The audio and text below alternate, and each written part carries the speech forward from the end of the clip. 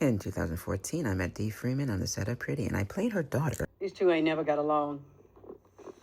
Not since she tried to steal my man. I was an 8-month-old baby. An 8-month-old baby slut. You were a trampy baby. Bow up all in her head. You did have a bow in your head. You put it there. Diaper hanging for the world to see. You did have a diaper on. I swear to God. Don't take the Lord's name in vain, God. In 2015, she took my solo show workshop. And in 2016, I created a showcase for Dee and 4 of my other artists to perform their shows. Her original title was My Daughter Myself. From the moment I found out I was pregnant, I started praying for a daughter. Literally. Please, Jesus, give me a daughter. Oh, please, Jesus, give me a daughter. Oh, God, I gotta have a daughter. So I crossed my fingers, I crossed my legs, I crossed my fallopian tubes, whatever I could cross, I would cross it. Number one thing, at some point in her young life, she has to be a cheerleader. Dorsey, you so blue, Frankenstein must love me too. Oh, wow. They were all amazing. In 2018, I encouraged Dee to focus more on her life growing up in Louisiana. She changed the title to Poison Gun, and we did a reading of it at LAWTF. In 2019, we put it on its feet, and she performed in another one of my showcases with 3 of my other artists, and she did a 30-minute version of her show. In 2020, I curated a solo show festival at the Whitefire Theater, and Dee performed the full-length version of her show for the first time, and it was live streamed. Hello, my name is Dee, and I will be performing Poison Gun for Black Voices. Yay! It was an adjustment for Dee to perform without a live audience in the theater, but she did an incredible job. Well, it's such a powerful story, and I think people are going to be very moved by it. What would you say you'd like people to take away from this performance?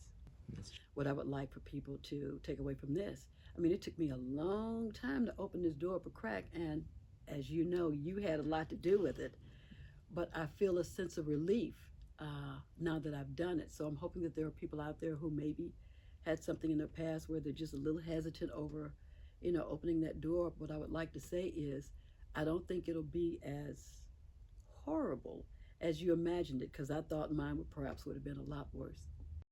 She performed again in Black Voices in 2021. One of Dee's biggest dreams was to perform with the LA Women's Theater Festival, and she finally got her chance, but it was still pandemic time, so it had to be streamed. Then go get your brothers to whoop his butt.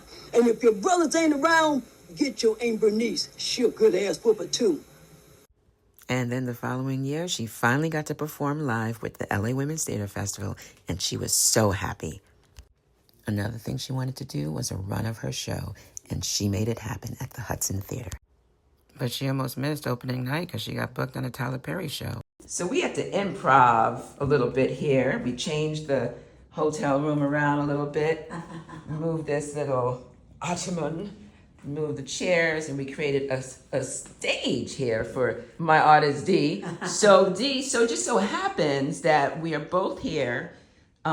We won't say where, we're on location outside of LA. We had to take a plane to get here.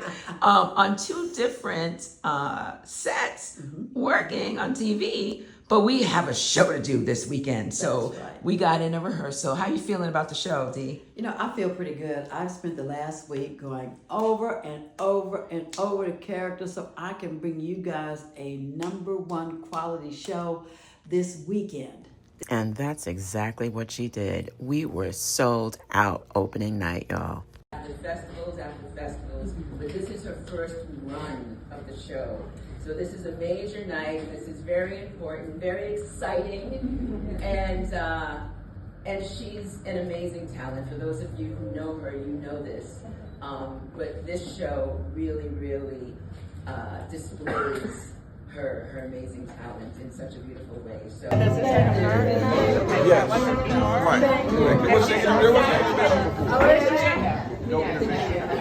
So that's a little sample of my journey with Dee Freeman. We started out as colleagues, we ended up as friends, and I adore her.